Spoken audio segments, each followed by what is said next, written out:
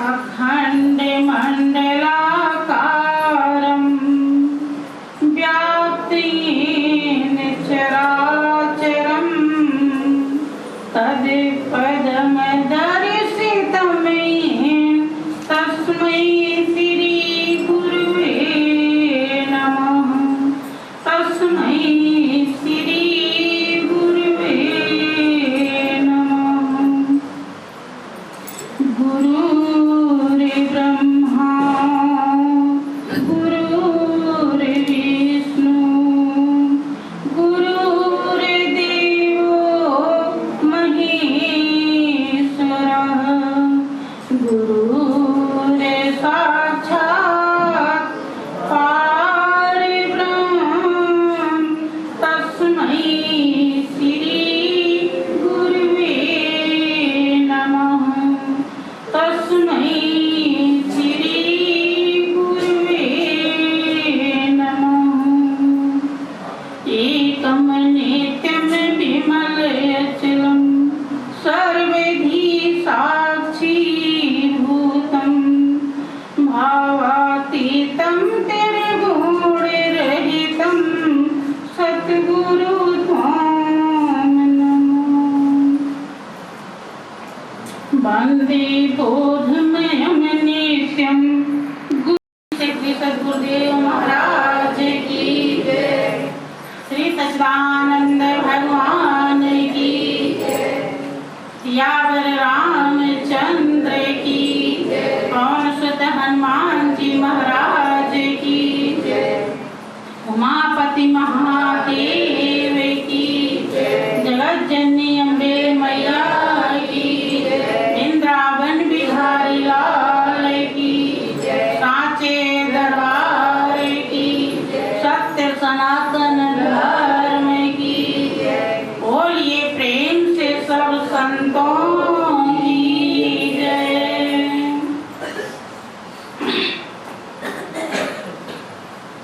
प्रेमी सज्जनों, उस परम पिता परमेश्वर की असीम दया दृष्टि से हम जीवों को गुरु पूर्णिमा के अवसर पर सत्संग रूपी अमृत का रसास्वादन करने के लिए सौभाग्य प्राप्त हुआ। जिसके जीवन में ये सौभाग्य मिला, सभी महान हस्तियों का, महान पुरुषों का अनुभव है, उसका ही जीवन जीवन कहलाया, अर्थात वही जीना सीख पाया। हाँ, आप हमेशा सुनते हैं कि सत्संग में मिलते हैं हीरे, पर मिलते हैं धीरे धीरे। कभी भी किसी को देख करके उसे छोटा नहीं समझना चाहिए। आज उसके अनुभव, भाव, समझ कम है, कल उसकी कोई प्रारब्ध है, कोई कर्म ऐसा भी आ सकता है कि वो हमसे भी आगे हो सकता है। कभी भी मन में ऐसा भाव नहीं लाना चाहिए कि हम योग्य हैं, बाहर से नहीं दिल से। जिसने इस सच्चाई को समझा, कबीरदास जी अपने समय के बहुत ही अच्छे संत कहलाते हैं। उन्होंने अपने अनुभव को व्यक्त किया। इस दुनिया में एक तिनके को भी कभी छोटा समझना नहीं चाहिए और उसको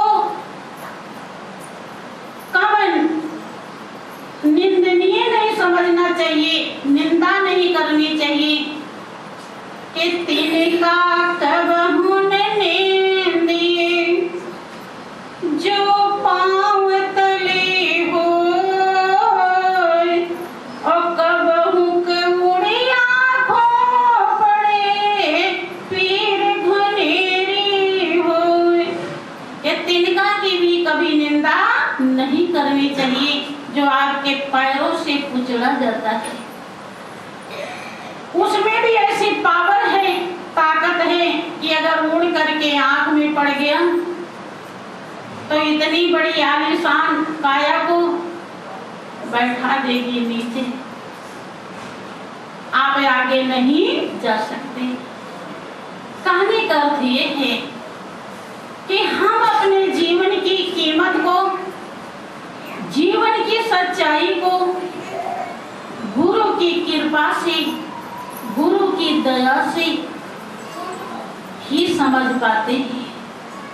जब से सृष्टि बनी, जब से युग बना, सभी महान पुरुषों का दावा है कि अगर किसी को सद्बुद्धि, सदगति, ऐश्वर्य, बड़ाई, भलाई कहीं भी कभी भी मिला तो उसका एक ही उपाय है, लोक और वेद में सत्संग, संत का संग, सत्य का संग, दूसरा कोई उपाय है नहीं। लेकिन ये धीरे धीरे होता है, एकदम नहीं होता है, क्योंकि मुंडे मुंडे विभिन्न बुद्धि, सबके अलग अलग संस्कार, और जैसे जैसे उसके संस्कार हैं, आप ऐसे एक समझिए कि जो जैसा चश्मा लगा लेता है वैसा ही उसे दिखाई पड़ता है। तो जैसे जिसके संस्कार होते हैं उतने ही वो गुरु की कृपा और दया को समझ पाता है। यद्यपि अमृत के बरसात गुरु महाराज जी परम दयालु होते हैं, वो सब के लिए करते हैं। जैसे मालिक ने आपको मनुष्य की जिंदगी जग दिया, तभी आपका भाग्य खोल दिया। मनुष्य की जिंदगी एक ऐसा साधन है कि आप जन्म जन्मांतर के दुखों से निवृत्ति पा सकते हैं, लेकिन वो साधन कहाँ लगाएंगे, कैसे लगाएंगे, किसमें लगाएंगे, ये संत सतगुरु समझाते। आप सुनते हैं कि मनुष्य जीवन स्वर्ग, नरक, अपवर्ग तीनों को प्राप्त करने के लिए निशानी है। अब निशानी को नीचे अगर खाई में लगा दिया तो आप खाई में उतर जाएंगे, और अगर आपने छत पे जाने के लिए लगाया तो आप ऊपर चढ़ जाएंगे। जहां लगाएंगे वहीं चले जाएंगे। अर्थात इस जिंदगी से आप नरक भी प्राप्त कर सकते हैं और स्वर्ग भी प्राप्त कर सकते हैं, और मोक्ष भी, अपवर्ग मतलब मोक्ष। हाँ, नरक के लिए खूब लड़ाई झगड़ा, ईर्ष्या, दोष, परपंच खूब करिए, कोई दिक्कत नहीं है। ये नरक ले जाने में कोई परेशानी नहीं होगी अगर ऐसा आप करते हैं। स्वर्ग के लिए आपको बहुत ज्यादा दान पुण्य करने की जरूरत होती है। आपको सत्य रास्ते पर चलने की जरूरत होती है। अपने कमाए हुए सही धन से दान पुण्य करना होता है। ये नहीं कि 2 नंबर का धन आ रहा हो तो शनि देव पर भंडारा कर दो, ये से काम नहीं चलता है। स्वर्ग के लिए भी बहुत पुण्य की आवश्यकता होती है, और मोक्ष के लिए, मुक्ति पाने के लिए किससे? ये जो हमको रात दिन अशांत कर रखे हैं, बेचैन कर रखे हैं, ये हैं कुछ भी नहीं, मेरे न पहले थे न आज हैं और ना आगे होंगे ये। लेकिन अज्ञानता के कारण, अविवेकी होने के कारण हम इस रहस्य को समझ नहीं पाते। इन्हीं प्रपंचों में हम रात दिन उलझे रहते हैं, घिरे रहते हैं। जब संत सतगुरु, जिसके लिए हमारी आत्मा प्यासी है, जिसके लिए हमारी आत्मा बेचैन है, अशांत है, उसे दर्शा देते हैं, तब हमारे हृदय की कली खिल जाती है। और जब हृदय की कली खिल जाती है तो हृदय की कली खिलाने के लिए ही ये साधन मिला, और खिलती है ये परमात्मा से। और जब परमात्मा की प्राप्ति हो जाती है तो ये प्रपंच फीके पड़ जाते हैं। समझ में आ जाता है कि ये मेरे लिए सुखदाई है कि दुखदाई है, ये प्रेम करने के काबिल है कि फॉर्मेलिटी के काबिल। समझ में आ जाता है, तो जब समझ में आ जाता है तो हम इन्हें हृदय से निकाल देते हैं। सब काम करते हैं कि सबसे रसिए, सब में बसिए और सबसे मिलिए धाय। हाजी हाजी करते रहिए, रहिए अपने ठाम। तब हम ऐसा करते हैं, सबके साथ ही रहते हैं लेकिन सबसे अलग रहते हैं। इस दुनिया में रहते हुए सबसे उपराम रहते हैं, ये मर्म कोई कोई जानता है। तो तीनों रास्ता इसी से कटता है, लेकिन तीनों में सबसे उत्तम मोक्ष है। स्वर्ग भी अगर इस जीवन से मिल गया तो भगवान राम कहते हैं कि यही तनकर फल स्वर्ग न भागी।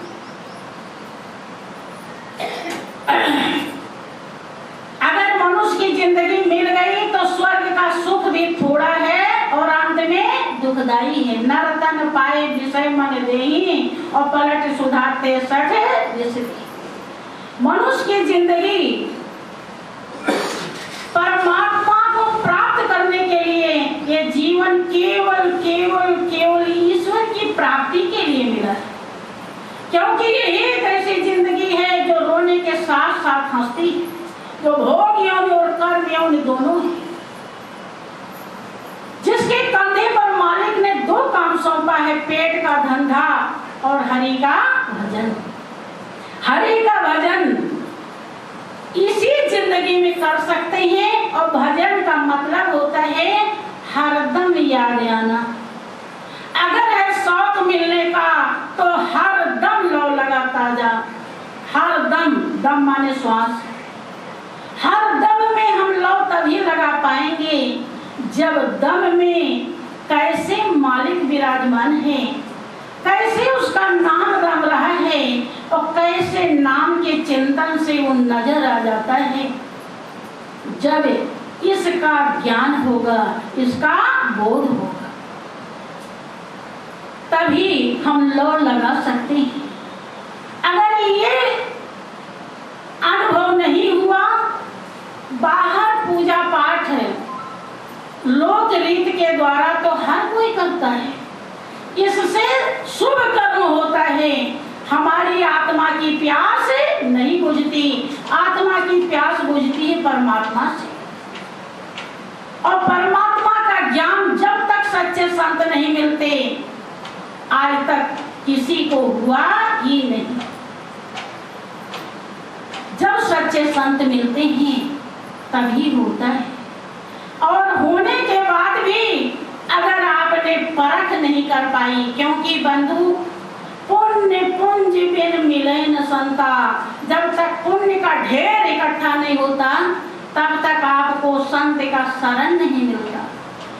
संत का शरण, संत के चरणों में शरण तो बहुत बड़ी बात है।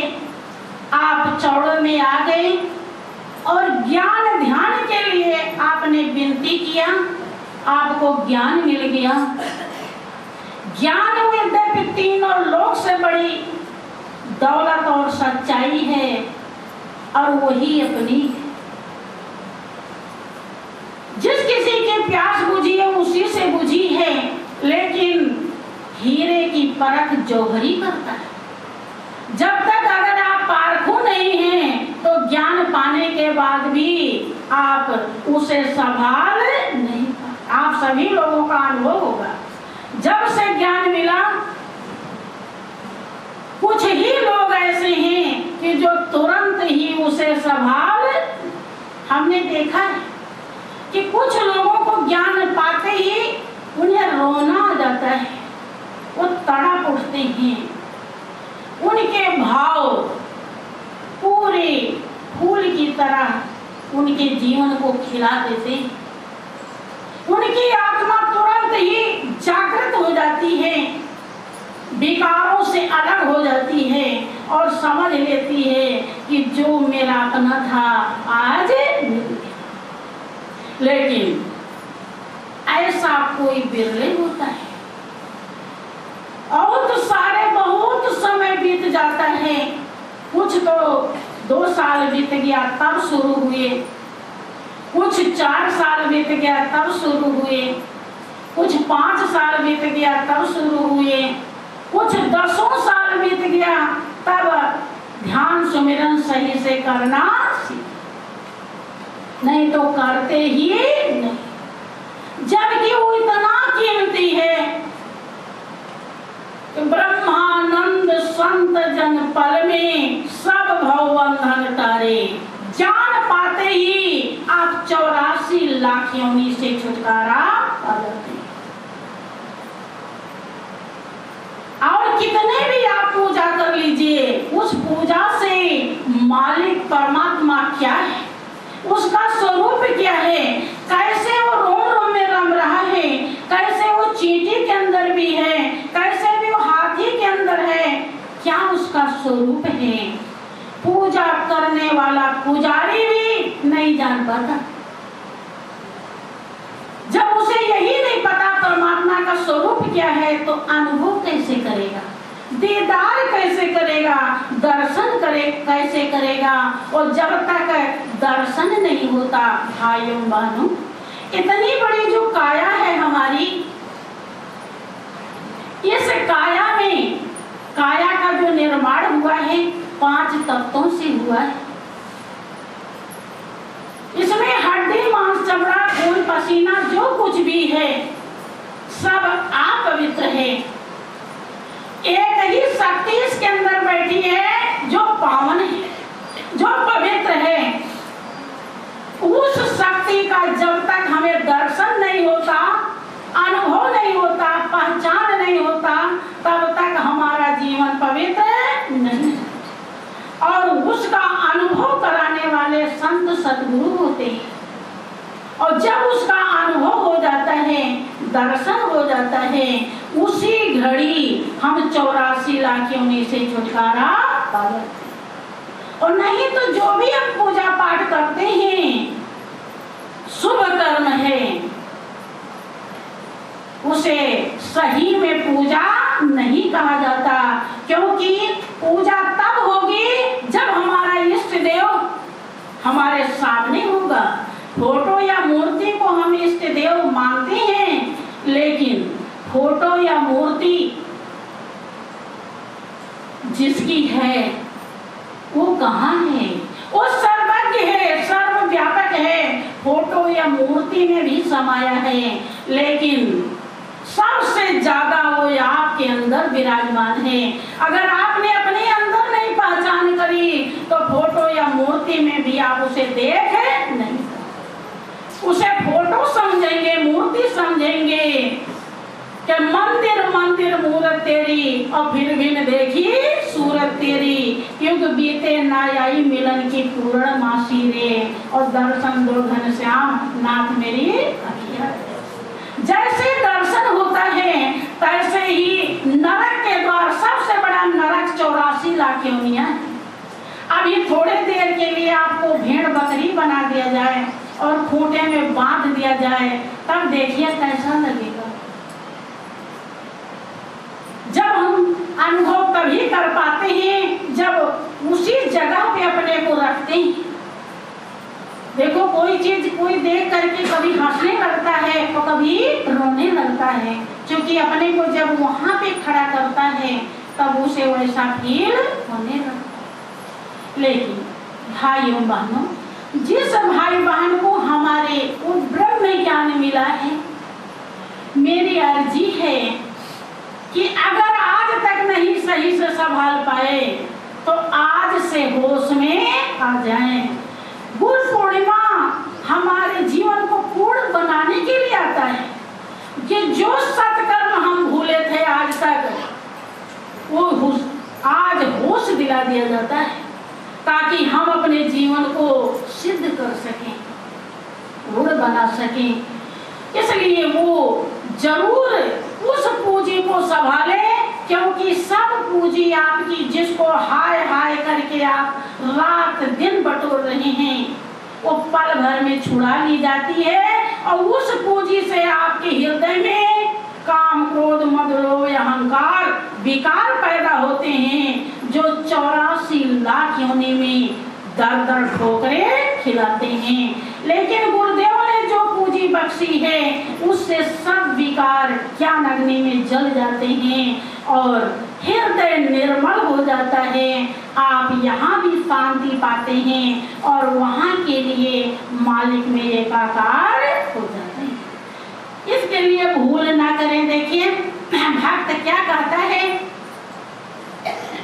कि मालिक तेरे चरणों की गर धूल जो मिल जाए।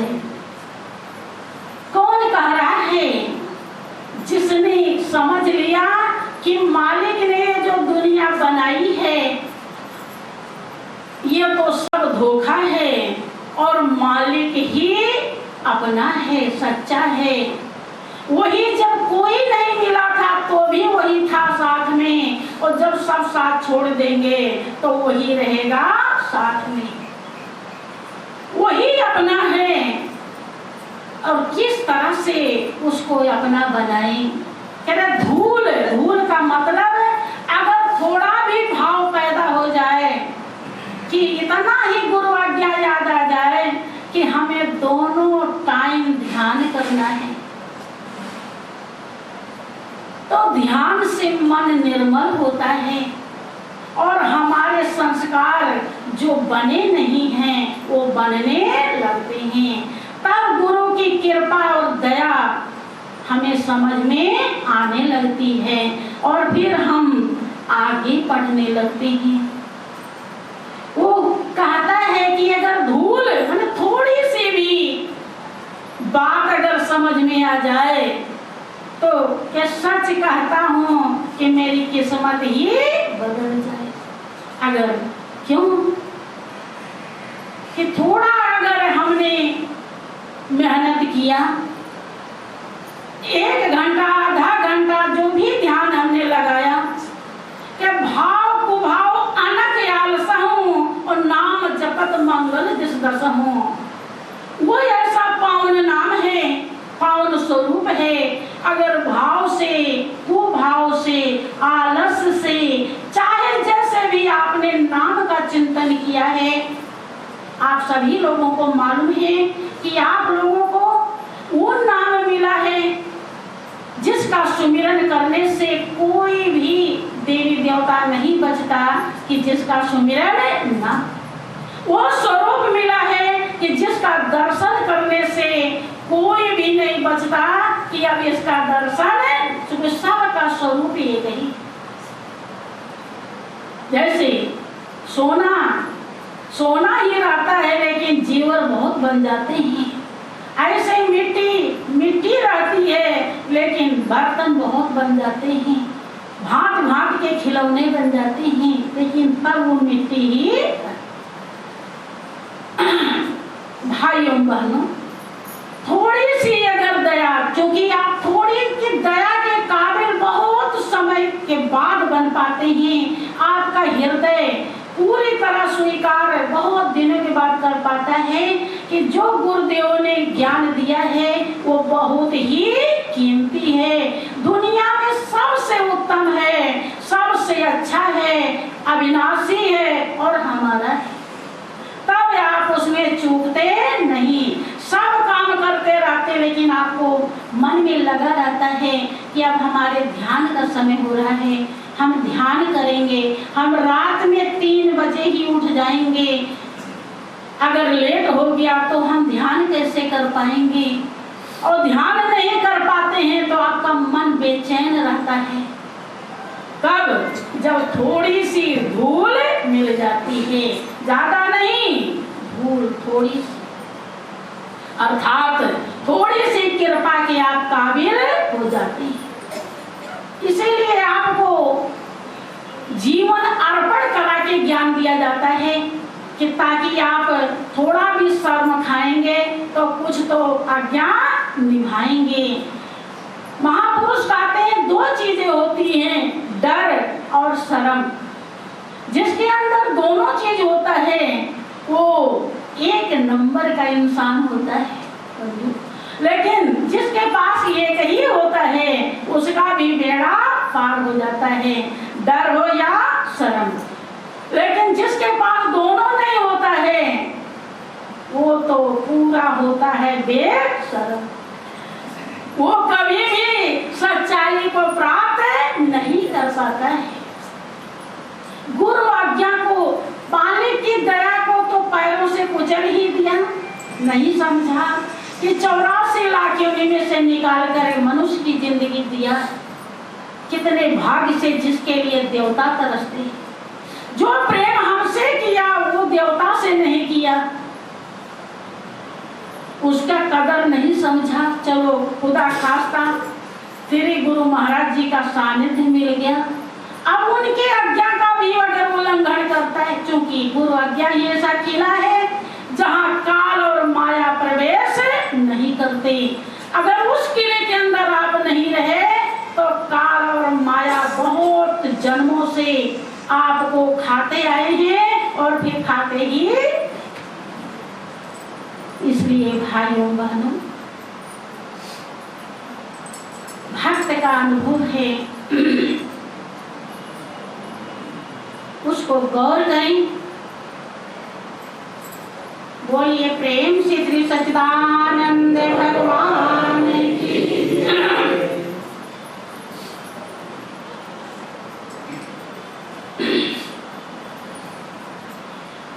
धूल तेरे चरणों की सतगुरु चंदन और अबीर बनी, धूल तेरे चरणों की सतगुरु चंदन और अबीर बनी, मस्तक पर जिसने धारण की उसकी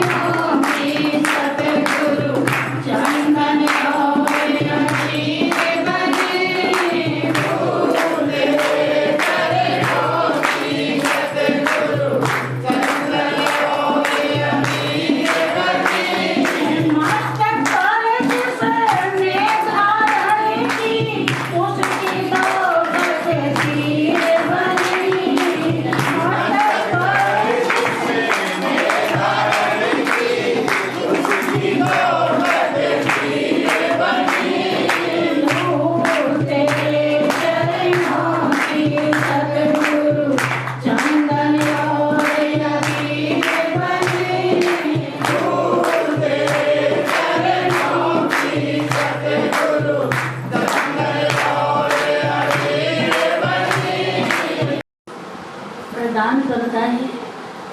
इस रहस्य को कभी न भूलें, यही जीवन का सार है।